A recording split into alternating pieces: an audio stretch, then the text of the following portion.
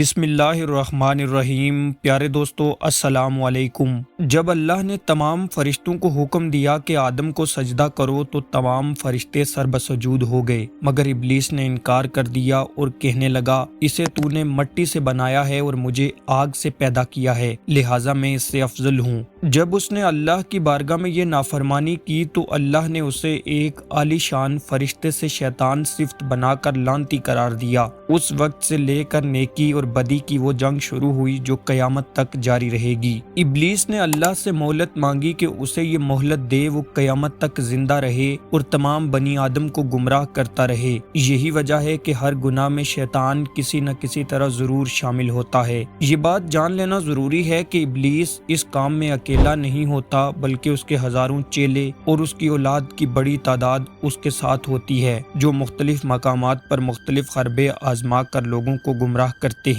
ابلیس نے اپنی اولاد اور اپنے چیلوں کی مختلف ذمہ داریاں لگا رکھی ہیں۔ کچھ لوگوں کو رشوت خوری، کچھ زنا کاری، کچھ چوری، کچھ جھوٹ بولنے اور اسی طرح بہت سارے دیگر گناہوں پر ابھارنے کا کام کرتے ہیں۔ تمام شیاطین اپنا کام بہت اچھے انداز میں کرتے ہیں اور انسان کو آخری حد تک بہکانے کی کوشش کرتے ہیں، لیکن ایک حیرت کی بات یہ ہے کہ ابلیس کی نسل میں ایک شیطان ایسا بھی گزرا ہے جس نے اپنے جد امجد ابلیس کا راستہ چھوڑ کر اللہ کا راستہ اپنایا اور مختلف وقتوں میں مختلف نبیوں سے ملاقاتیں کرتا رہا اور ان کے دین میں شامل ہو کر اللہ کی فرما برداری میں زندگی گزارتا رہا۔ اس کا ذکر حدیث مبارکہ میں بھی موجود ہے۔ اس نے نبی آخر الزماں حضرت محمد صلی اللہ علیہ وسلم سے بھی ملاقات کی اور اپنی کہانی بیان کی۔ آخر وہ کون تھا، اس کی زندگی کیسے گزری اور اس کی عمر کتنی تھی، جانتے ہیں آج کی اس ویڈیو میں۔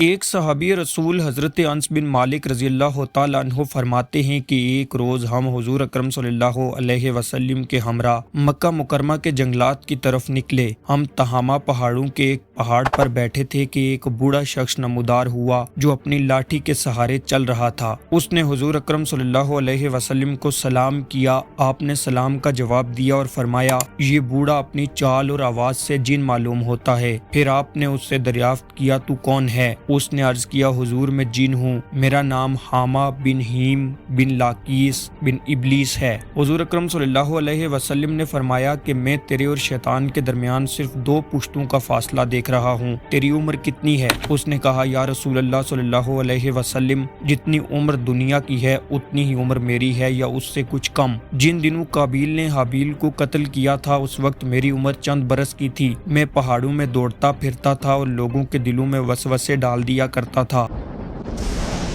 نبی کریم صلی اللہ علیہ وسلم نے فرمایا یہ تو بہت برا عمل تھا۔ اس جن نے حضور اکرم صلی اللہ علیہ وسلم سے کہا مجھے ملامت نہ فرمائیے، کیونکہ میں ان لوگوں میں سے ہوں جو حضرت نوح علیہ السلام پر ایمان لائے تھے اور توبہ کر لی تھی اور دعوت دین کے کام میں ان کے ساتھ تعاون کیا تھا اور انہیں راضی کر لیا تھا۔ اس کے بعد وہ جن اتنا رویا کہ ہم بھی رونے لگے۔ اس جن نے کہا اللہ کی قسم میں بہت شرمندہ ہوں اور میں اللہ کی پناہ مانگتا ہوں اس بات سے کہ میں کافر رہوں۔ میں نے حضرت ہود علیہ السلام سے ملاقات کی اور ان پر ایمان لایا۔ اسی طرح میں نے حضرت ابراہیم علیہ السلام سے بھی ملاقات کی اور جس وقت حضرت ابراہیم علیہ السلام کو آگ میں ڈالا جا رہا تھا میں بھی ان کے ساتھ تھا، اور جب حضرت یوسف علیہ السلام کو کنویں میں ڈالا گیا تو میں بھی ان کے ساتھ تھا اور حضرت یوسف علیہ السلام سے پہلے اس کنویں میں پہنچ گیا تھا۔ اسی طرح حضرت شعیب علیہ السلام اور حضرت موسیٰ علیہ السلام سے بھی میری ملاقات ہوئی تھی۔ انہوں نے مجھے توریت سکھائی تھی اور فرمایا تھا اگر تم عیسیٰ علیہ السلام سے ملاقات کرو تو ان کو میرا سلام کہنا۔ جب میری ملاقات حضرت عیسیٰ علیہ السلام سے ہوئی تو میں نے موسیٰ علیہ السلام کا سلام ان تک پہنچایا۔ حضرت عیسیٰ علیہ السلام سے ملاقات کے وقت انہوں نے مجھ سے فرمایا تھا کہ اگر تیری ملاقات محمد الرسول اللہ صلی اللہ علیہ وسلم سے ہوئی تو ان کی خدمت میں میرا سلام عرض کر دینا۔ اب میں اس امانت سے سبکدوش ہونے کے لیے آپ کی خدمت میں حاضر ہوا ہوں اور حضرت عیسیٰ علیہ السلام کا سلام सलाम आपकी खिदमत में पेश करता हूँ और आप सल्लल्लाहु अलैहि वसल्लम पर ईमान लाता हूँ। हुजूर अकरम सल्लल्लाहु अलैहि वसल्लम ने जब ये पैगाम सुना तो आपकी आंखों में आंसू आ गए। आप सल्लल्लाहु अलैहि वसल्लम ने फरमाया, ईसा अलैहिस्सलाम पर सलाम हो